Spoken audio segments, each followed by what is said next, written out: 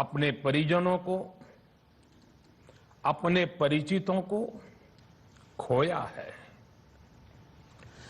ऐसे सभी परिवारों के साथ मेरी पूरी संवेदनाएं हैं। साथियों, बीते 100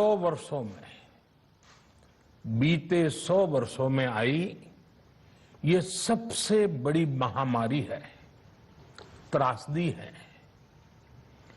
इस तरह की महामारी आधुनिक विश्व ने न देखी थी न अनुभव की थी। इतनी बड़ी वैश्विक महामारी से हमारा देश कई मोर्चों पर एक साथ लड़ा है। कोविड अस्पताल बनाने से लेकर आईसीयू बेड्स की संख्या बढ़ानी हो, भारत में वेंटिलेटर बनाने से लेकर टेस्टिंग लैब्स का एक बहुत बड़ा नेटवर्क तैयार करना हो, कोविड से लड़ने के लिए बीते 1.25 साल में ही देश में एक नया हेल्थ इंफ्रास्ट्रक्चर तैयार किया गया है। सेकंड वेव के दौरान अप्रैल और मई के महीने में भारत में मेडिकल ऑक्सीजन की डिमांड अकल्पनीय रूप से बढ़ गई थी।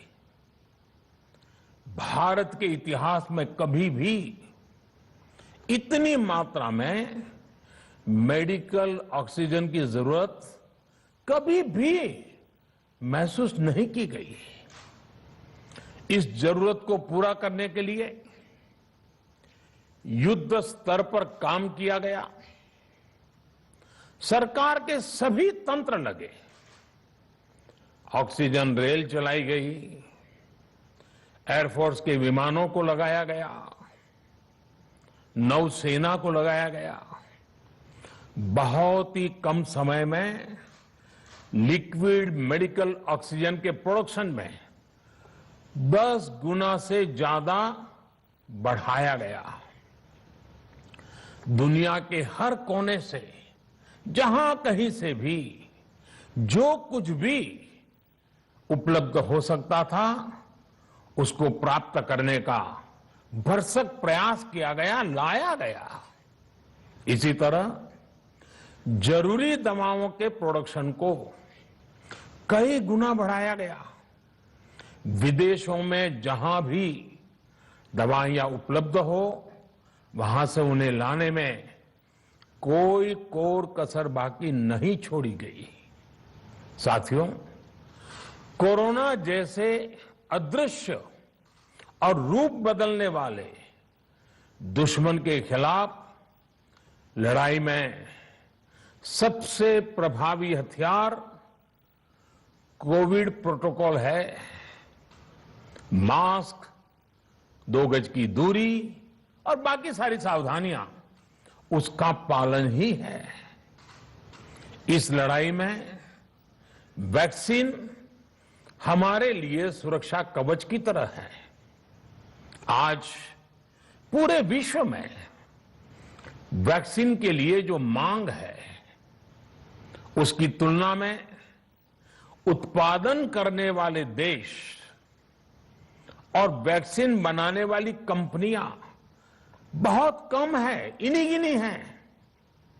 कल्पना करिए कि अभी हमारे पास भारत में बनी वैक्सीन नहीं होती तो आज भारत जैसे विशाल देश में क्या होता।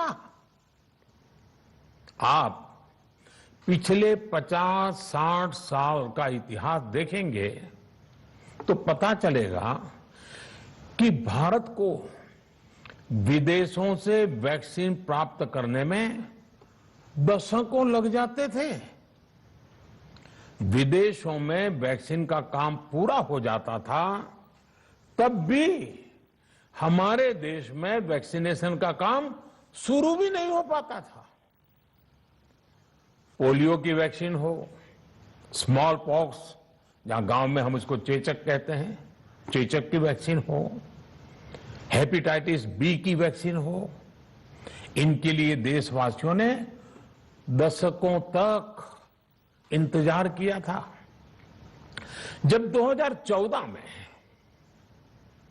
देशवासियों ने हमें सेवा का अवसर दिया तो भारत में वैक्सीनेशन का कवरेज 2014 में भारत में वैक्सीनेशन का कवरेज सिर्फ 60% के आसपास था, 60% के आसपास था। और हमारी दृष्टि में ये बहुत चिंता की बात थी। जिस रफ्तार से भारत का टीकाकरण कार्यक्रम चल रहा था, उस रफ्तार से देश को 100% टीकाकरण कवरेज का लक्ष्य हासिल करने में करीब करीब 40 साल लग जाते हैं। हमने इस समस्या के समाधान के लिए मिशन इंद्रधनुष को लॉन्च किया। हमने तय किया कि मिशन इंद्रधनुष के माध्यम से युद्ध स्तर पर वैक्सीनेशन किया जाएगा और देश में जिसको भी वैक्सीनेशन की जरूरत है उसे वैक्सीन देने का प्रयास होगा। हमने मिशन मोड में काम किया और सिर्फ 5-6 साल में ही वैक्सीनेशन कवरेज 60% से बढ़कर 90% से भी ज्यादा हो गई।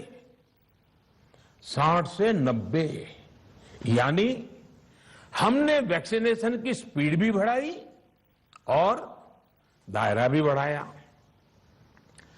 हमने बच्चों को कई जानलेवा बीमारियों से बचाने के लिए कई नए टीकों का भी भारत के टीकाकरण अभियान का हिस्सा बना दिया।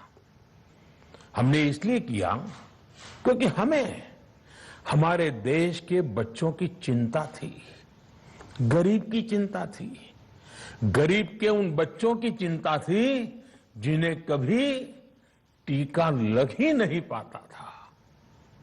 हम 100% टीकाकरण कवरेज की तरफ बढ़ रहे थे कि कोरोना वायरस ने हमें घेर लिया। देश ही नहीं, दुनिया के सामने फिर पुरानी आशंकाएं घिरने लगी कि अब भारत कैसे इतनी बड़ी आबादी को बचा पाएगा। लेकिन साथियों, जब नीयत साफ होती है, नीति स्पष्ट होती है, निरंतर परिश्रम होता है तो नतीजे भी मिलते हैं। हर आशंका को दरकिनार करके भारत ने 1 साल के भीतर ही एक नहीं बल्कि 2 made in India vaccine launch कर दी। हमारे देश ने, देश के वैज्ञानिकों ने ये दिखा दिया कि भारत बड़े बड़े देशों से पीछे नहीं है। आज जब मैं आपसे बात कर रहा हूं तो देश में 23 करोड़ से ज्यादा वैक्सीन की डोज दी जा चुकी है। 23 करोड़। साथियों, हमारे यहां कहा जाता है विश्वासेन सिद्धिः, विश्वासेन सिद्धिः, अर्थात हमारे प्रयासों में हमें सफलता तब मिलती है जब हमें स्वयं पर विश्वास होता है। हमें पूरा विश्वास था कि हमारे वैज्ञानिक बहुत ही कम समय में वैक्सीन बनाने में सफलता हासिल कर लेंगे। इसी विश्वास के चलते जब हमारे वैज्ञानिक अपना रिसर्च वर्क कर ही रहे थे, तभी हमने लॉजिस्टिक्स और दूसरी तैयारियां शुरू कर दी थी। आप सब भली भांति जानते हैं कि पिछले साल यानी एक साल पहले, पिछले साल अप्रैल में जब कोरोना के कुछ ही हजार केस थे, उसी समय वैक्सीन टास्क फोर्स का गठन कर दिया गया था। भारत के लिए वैक्सीन बनाने वाली कंपनियों को सरकार ने हर तरह से सपोर्ट किया। वैक्सीन निर्माताओं को क्लिनिकल ट्रायल में मदद की गई, रिसर्च और डेवलपमेंट के लिए जरूरी फंड दिया गया। हर स्तर पर सरकार उनके साथ कंधे से कंधा मिलाकर चली। आत्मनिर्भर भारत पैकेज के तहत मिशन कोविड सुरक्षा के माध्यम से भी उन्हें हजारों करोड़ रुपए उपलब्ध कराए गए। पिछले काफी समय से देश लगातार जो प्रयास और परिश्रम कर रहा है, उससे आने वाले दिनों में वैक्सीन की सप्लाई और भी ज्यादा बढ़ने वाली है। आज देश में 7 कंपनियां विभिन्न प्रकार की वैक्सीन का प्रोडक्शन कर रही है।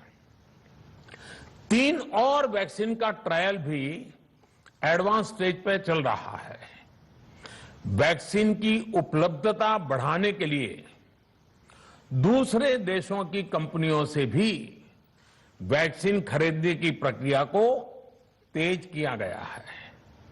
इधर हाल के दिनों में कुछ एक्सपर्ट्स द्वारा हमारे बच्चों को लेकर भी चिंता जताई गई है। इस दिशा में भी 2 वैक्सीन का ट्रायल तेजी से चल रहा है। इसके अलावा अभी देश में एक नेजल वैक्सीन पर भी रिसर्च जारी है। इसे सिरिंज से न देकर नाक में स्प्रे किया जाएगा। देश को अगर निकट भविष्य में इस वैक्सीन पर सफलता मिलती है तो इससे भारत के वैक्सीन अभियान में और ज्यादा तेजी आएगी। साथियों, इतने कम समय में वैक्सीन बनाना अपने आप में पूरी मानवता के लिए बहुत बड़ी उपलब्धि है, लेकिन इसकी अपनी सीमाएं भी हैं। वैक्सीन बनने के बाद भी दुनिया के बहुत कम देशों में वैक्सीनेशन प्रारंभ हुआ और ज्यादातर समृद्ध देशों में ही शुरू हुआ। WHO ने वैक्सीनेशन को लेकर गाइडलाइंस दी।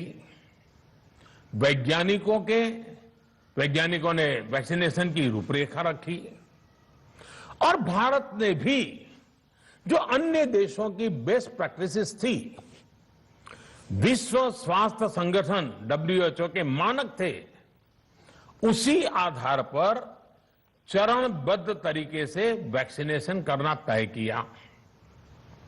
केंद्र सरकार ने मुख्यमंत्रियों के साथ हुई अनेकों बैठकों से जो सुझाव मिले, संसद के विभिन्न दलों के साथियों द्वारा जो सुझाव मिले, उसका भी पूरा ध्यान रखा। इसके बाद ही ये तय हुआ कि जिन्हें कोरोना से ज्यादा खतरा है उन्हें प्राथमिकता दी जाएगी। इसलिए ही हेल्थ वर्कर्स, फ्रंटलाइन वर्कर्स, 60 वर्ष की आयु से ज्यादा के नागरिक, बीमारियों से ग्रसित 45 वर्ष से ज्यादा आयु के नागरिक, इन सभी को वैक्सीन पहले लगनी शुरू हुई है। आप कल्पना कर सकते हैं कि अगर कोरोना की दूसरी वेव से पहले हमारे फ्रंटलाइन वर्कर्स को वैक्सीन नहीं लगी होती तो क्या होता? सोचिए, हमारे डॉक्टर्स, नर्सिंग स्टाफ को वैक्सीन ना लगी तो क्या होता? अस्पतालों में सफाई करने वाले हमारे भाई बहनों को, एम्बुलेंस के हमारे ड्राइवर्स भाई बहनों को वैक्सीन ना लगी होती तो क्या होता? ज्यादा से ज्यादा हेल्थ वर्कर्स को वैक्सीनेशन होने की वजह से ही वो निश्चिंत होकर दूसरों की सेवा में लग पाए, लाखों देशवासियों का जीवन बचा पाए। लेकिन देश में कम होते कोरोना के मामलों के बीच केंद्र सरकार के सामने अलग अलग सुझाव भी आने लगे, भिन्न भिन्न मांगे होने लगी, पूछा जाने लगा सब कुछ भारत सरकार ही क्यों तय कर रही है, राज्य सरकारों को छूट क्यों नहीं दी जा रही है, राज्य सरकारों को लॉकडाउन की छूट क्यों नहीं मिल रही है, one size does not fit all जैसी बातें भी कही गई। दलील ये दी गई कि संविधान में चूंकि हेल्थ, आरोग्य प्रमुख रूप से राज्य का विषय है, इसलिए अच्छा है कि सब राज्य ही करें। इसलिए इस दिशा में एक शुरुआत की गई।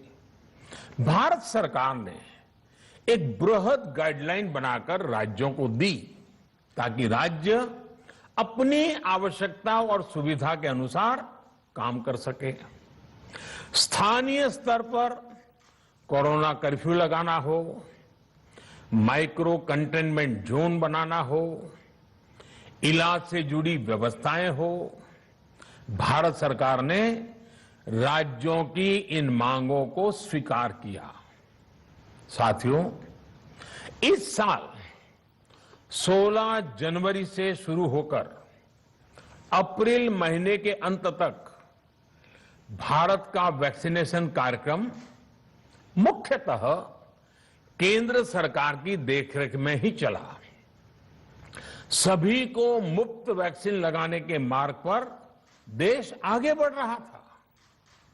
देश के नागरिक भी अनुशासन का पालन करते हुए अपनी बारी आने पर वैक्सीन लगवा रहे थे।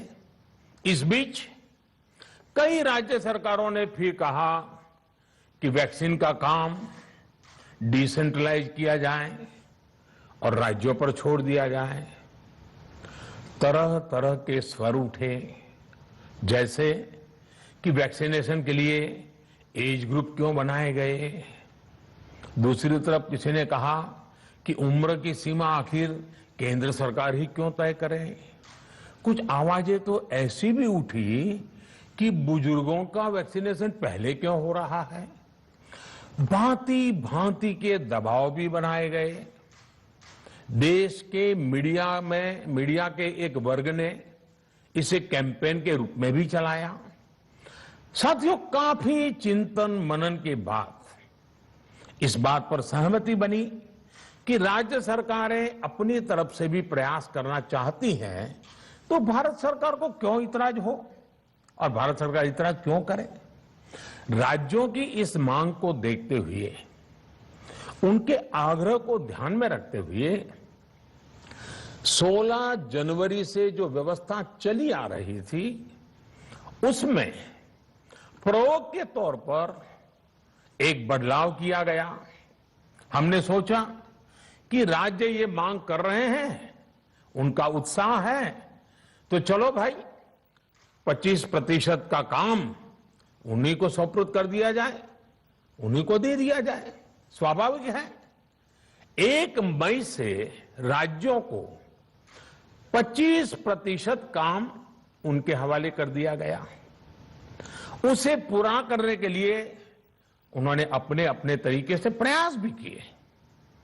इतने बड़े काम में किस तरह की कठिनाइयां आती हैं, ये भी उनके ध्यान में आने लगा। उनको पता चला पूरी दुनिया में वैक्सीन की क्या स्थिति है, इसकी सच्चाई से भी राज्य परिचित हुए।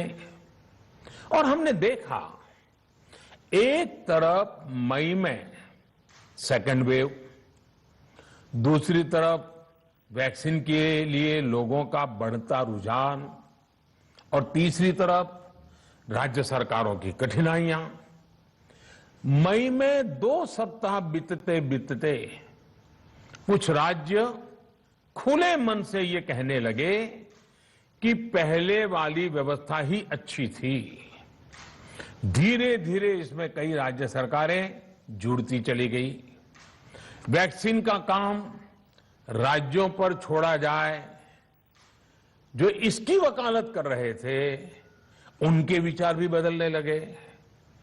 एक अच्छी बात रही कि समय रहते राज्य पुनर्विचार की मांग के साथ फिर आगे आए। राज्यों की इस मांग पर हमने भी सोचा कि देशवासियों को तकलीफ ना हो, सुचारू रूप से उनका वैक्सीनेशन हो। इसके लिए 1 मई के पहले वाली, यानी 1 मई के पहले 16 जनवरी से अप्रैल अंत तक जो व्यवस्था थी, पहले वाली पुरानी व्यवस्था को फिर से लागू किया जाए। साथियों, आज ये निर्णय लिया गया है कि राज्यों के पास वैक्सीनेशन से जुड़ा जो 25% काम था, उसकी जिम्मेदारी भी भारत सरकार उठाएगी। ये व्यवस्था आने वाले 2 सप्ताह में लागू की जाएगी। इन 2 सप्ताह में केंद्र और राज्य सरकारें मिलकर नई गाइडलाइंस के अनुसार आवश्यक तैयारी कर लेंगी। संयोग है कि 2 सप्ताह बाद 21 जून को ही अंतर्राष्ट्रीय योग दिवस भी है। 21 जून सोमवार से देश के हर राज्य में 18 वर्ष से ऊपर की उम्र के सभी नागरिकों के लिए भारत सरकार राज्यों को मुफ्त वैक्सीन मुहैया कराएगी।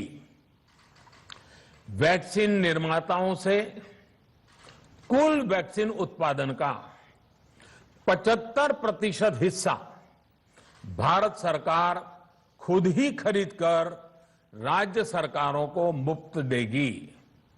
यानी देश की किसी भी राज्य सरकार को वैक्सीन पर कुछ भी खर्च नहीं करना होगा। अब तक देश के करोड़ों लोगों को मुफ्त वैक्सीन मिली है। अब 18 वर्ष की आयु के लोग भी इसमें जुड़ जाएंगे। सभी देशवासियों के लिए भारत सरकार ही मुफ्त वैक्सीन उपलब्ध करवाएगी। गरीब हो, निम्न मध्यम वर्ग हो, मध्यम वर्ग हो या फिर उच्च वर्ग, भारत सरकार के अभियान में मुफ्त वैक्सीन ही लगाई जाएगी।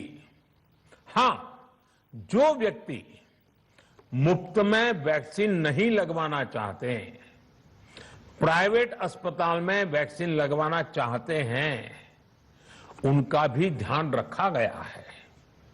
देश में बन रही वैक्सीन में से 25% प्राइवेट सेक्टर के अस्पताल सीधे ले पाए, ये व्यवस्था जारी रहेगी। प्राइवेट अस्पताल वैक्सीन की निर्धारित कीमत के उपरांत 1 डोज पर अधिकतम 150 रुपये ही सर्विस चार्ज ले सकेंगे। इसकी निगरानी करने का काम राज्य सरकारों के पास ही रहेगा। साथियों, हमारे शास्त्रों में कहा गया है, प्राप्य आपदम न व्यथते कदाचित, उद्योगम अनु इच्छति चा प्रमत्तः। अर्थात विजेता आपदा आने पर उससे परेशान होकर हार नहीं मानते, बल्कि उद्यम करते हैं, परिश्रम करते हैं और परिस्थिति पर जीत हासिल करते हैं। कोरोना से लड़ाई में 130 करोड़ से अधिक भारतीयों ने अभी तक की यात्रा आपसी सहयोग, दिन रात मेहनत करके तय की है। आगे भी हमारा रास्ता हमारे श्रम और सहयोग से ही मजबूत होगा। हम वैक्सीन प्राप्त करने की गति भी बढ़ाएंगे और वैक्सीनेशन अभियान को भी और गति देंगे। हमें याद रखना है कि भारत में वैक्सीनेशन की रफ्तार आज भी दुनिया में बहुत तेज है, अनेक विकसित देशों से भी तेज है।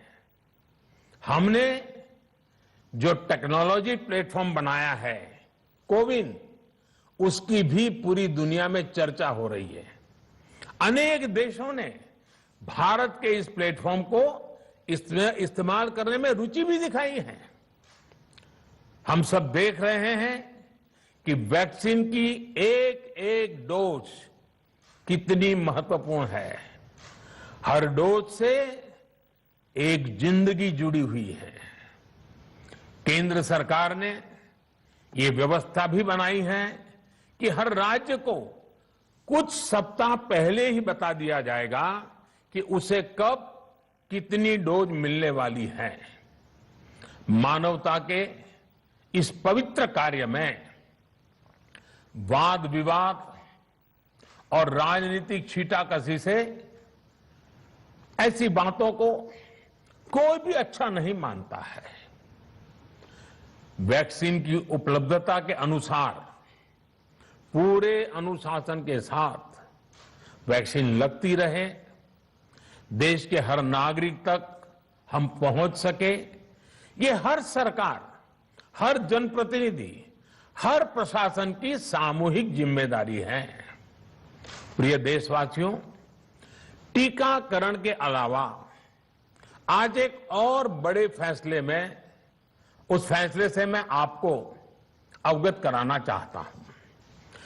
पिछले वर्ष जब कोरोना के कारण लॉकडाउन लगाना पड़ा था, तो प्रधानमंत्री गरीब कल्याण अन्न योजना के तहत 8 महीने तक 80 करोड़ से अधिक देशवासियों को मुफ्त राशन की व्यवस्था हमारे देश ने की थी।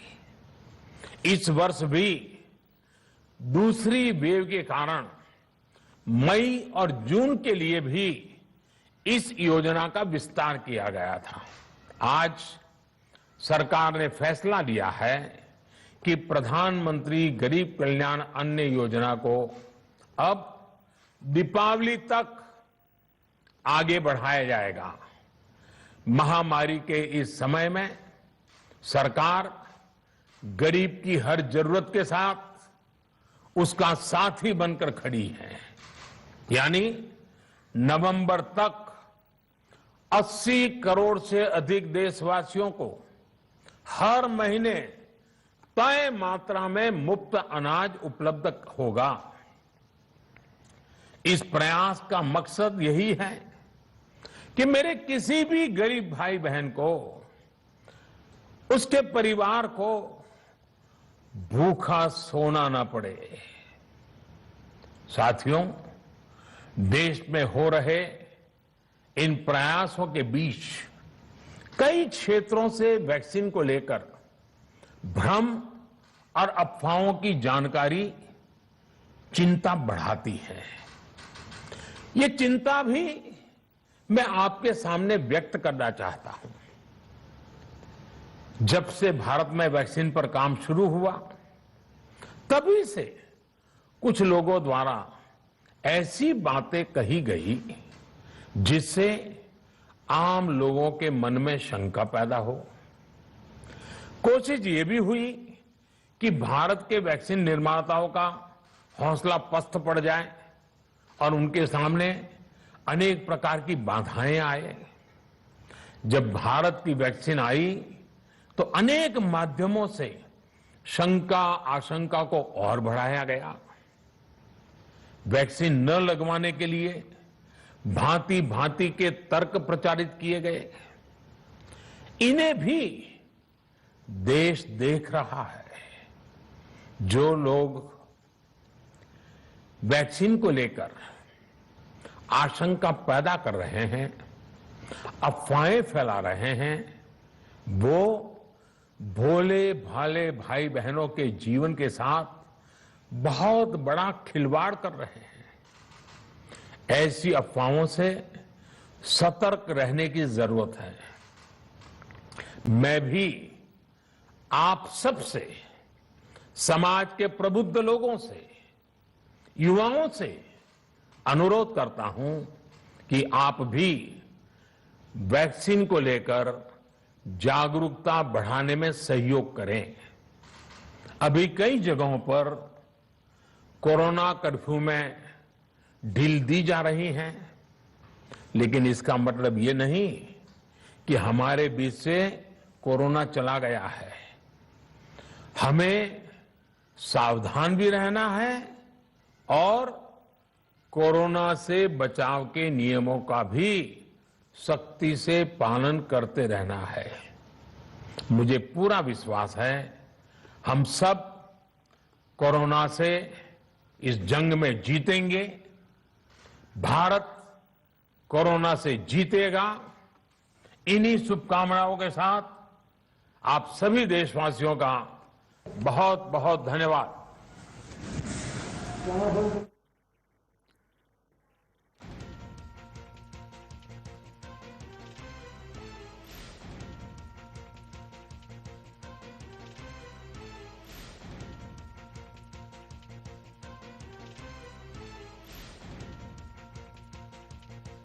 पंतप्रधान नरेंद्र मोदी यांचं जनसंबोधन संपलेलं आहे। पंतप्रधान नरेंद्र मोदी यांनी आपल्या जनसंबोधनाच्या माध्यमातून लसीकरणाच्या राजकारणावर थेट हल्लाबोल केलाय। जनसंबोधनाच्या निमित्ताने त्यांनी 3 महत्त्वाचे निर्णय घेतलेत। पहिला निर्णय म्हणजे देशात आता सगळं लसीकरण हे केवळ केंद्र सरकार करेल। सर्व लसीकरण मोफत होईल हा दुसरा महत्त्वाचा निर्णय आहे। त्याचा उपमहत्त्वाचा निर्णय असा आहे की ज्यांना कोणाला फुकट लस लावून घ्यायची नसेल त्यांच्यासाठी केंद्र सरकारने खासगी लसीकरणाचे दर सुद्धा निश्चित केलेले आहेत। देशभरामध्ये वाटेल त्या पद्धतीने खासगी लसींच्या विक्रीची चर्चा जोरात असताना प्रत्येक लसीच्या खरेदी दरावर केवळ आणि केवळ 120 रुपयाचंच सेवा शुल्क घेण्याचा अधिकार खासगी रुग्णालयांना देण्यात आलेला आहे। याच्या नंतरचा एक अत्यंत महत्त्वाचा निर्णय पंतप्रधान नरेंद्र मोदी यांच्याकडून घोषित झाला आहे, तो म्हणजे अन्न सुरक्षा अभियान, जे गेले 2 वर्ष केवळ कोरोना काळ आहे म्हणून सुरू राहिलं होतं, तेच अन्न सुरक्षा अभियान प्राप्त परिस्थितीमध्ये यंदाच्या अर्थात 2021 सालच्या दिवाळीपर्यंत चालू राहणार आहे। पंतप्रधान नरेंद्र मोदी यांच्याकडून हे 3 महत्त्वाचे निर्णय घोषित झालेच, पण त्याचबरोबर लसीकरणाच्या बाबत जगभरामध्ये भारताचा अपमान करणाऱ्या आणि भारतीय लसींचा बाबत अपप्रचार करणाऱ्यांचे कान सुद्धा उपटले गेले। जो कोणी भारतीयांच्या लसीकरणाच्या बाबत आणि भारतीय लसीबाबत अपप्रचार करतोय तो जनसामान्यांच्या जीवाशी खेळतोय, इतका थेट इशारा पंतप्रधानांनी दिलेला आहे।